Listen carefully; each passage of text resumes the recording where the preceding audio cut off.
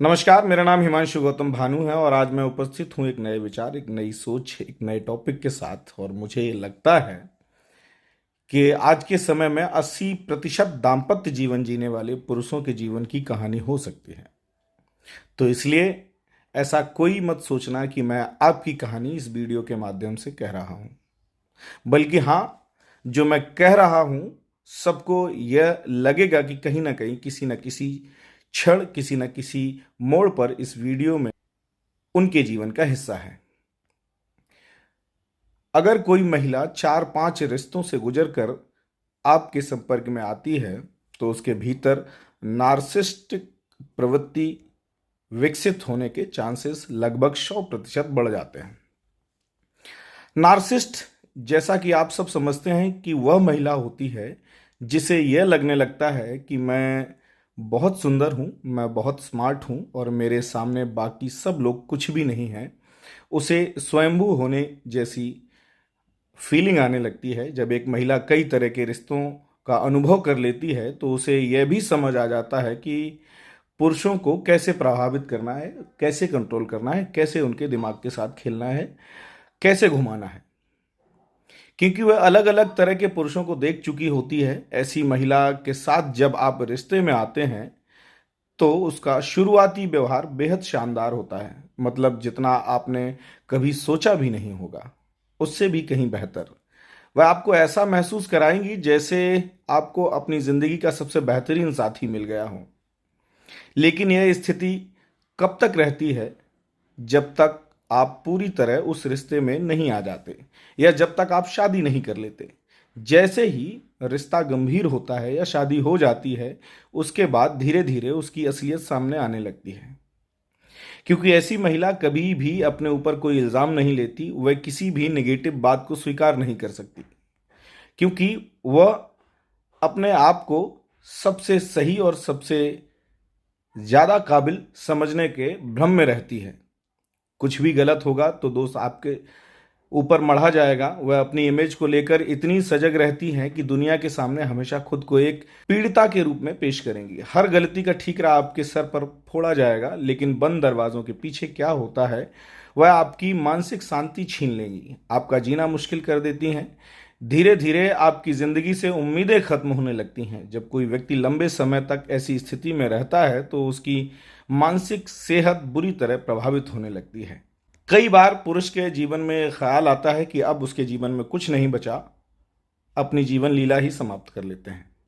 मैंने ऐसे कई रिश्ते देखे हैं जहां लोग सिर्फ इसलिए टिके रहते हैं क्योंकि उनका बच्चा छोटा है या बच्चों की पढ़ाई का सवाल है, या ये डर है कि समाज क्या कहेगा। उन्हें लगता है कि सारा दोष उन्हीं पर आ जाएगा कि मैं एक महिला को नहीं संभाल पाया।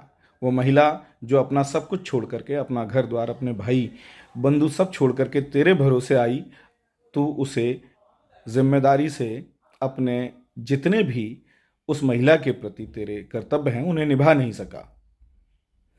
ऐसे सामाजिक बंधनों और उनके भय के कारण वो व्यक्ति उस रिश्ते में फंसा रहता है।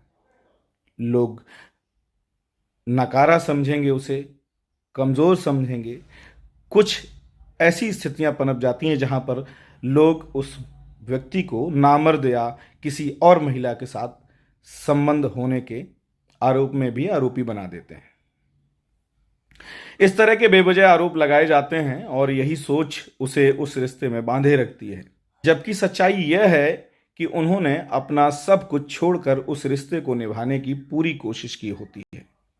इसलिए सबसे ज़रूरी खुद को प्राथमिकता देना है, अपनी मानसिक सेहत का ख्याल रखना ज़रूरी है। हर बार गुड बॉय, अच्छा बच्चा बनकर सब कुछ सहते रहना कोई समाधान नहीं है।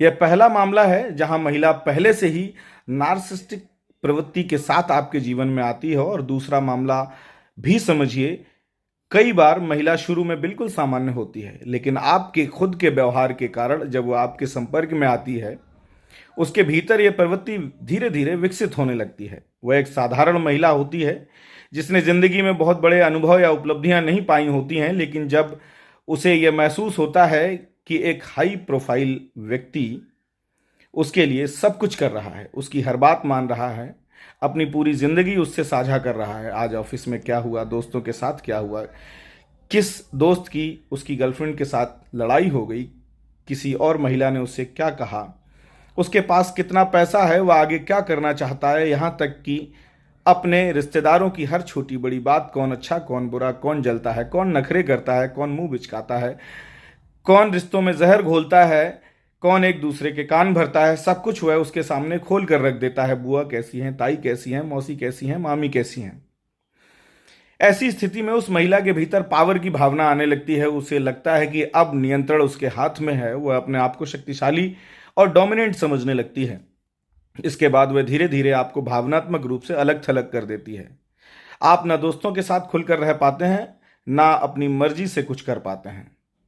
आपकी दुनिया सीमित होकर उसी महिला के इर्द गिर्द रह जाती है। आज के समय में यह स्थिति बहुत तेजी से बढ़ रही है और इसका सबसे बड़ा कारण यह है कि पुरुष आत्मचिंतन करने के बजाय बाहरी दुनिया को देखने में लगे रहते हैं। वे यह नहीं समझ पाते कि रिश्ते में संतुलन, सीमाएं और आत्मसम्मान कितना जरूरी होता है। यह केवल एक व्यक्ति की समस्या नहीं है, यह समाज में पनप रही एक अत्यंत खतरनाक मानसिकता का संकेत है। अगर समय रहते इसे नहीं साझा और समझा गया तो यह न केवल रिश्तों को बल्कि इंसानों की मानसिक सेहत को भी गहराई से प्रभावित करेगा। इसलिए जरूरी है रिश्तों में संतुलन बनाए रखें, अपनी सीमाएं तय करें और सबसे बढ़कर अपनी मानसिक शांति को किसी भी कीमत पर न खोएं। अपने आप को जिंदा रखें। यदि सांसें चल रही हैं और जिंदा हो तो जिंदा नजर भी आओ। शुक्रिया।